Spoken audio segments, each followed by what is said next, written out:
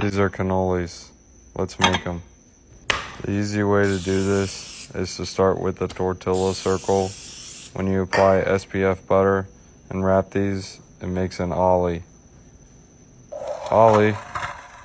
And when you place the ollie in a can, it makes a cannoli. Get it? Can, ollie, whatever. You can also do the old school method with the baby chopstick. Add some ollie dust. Get it, Betty.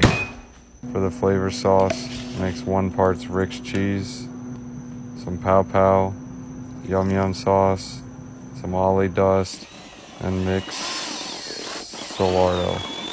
Some crushed pecans. Fill your gun and chill with Phil.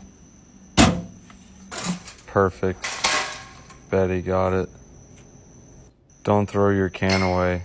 These are great for holding stuff, for decorating. That looks so good.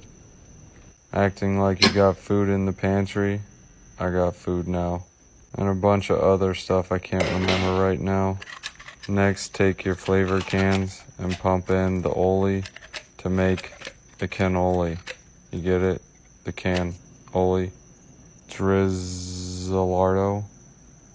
My mom taught me this. Some ollie dust. Some more ollie dust. Taste test.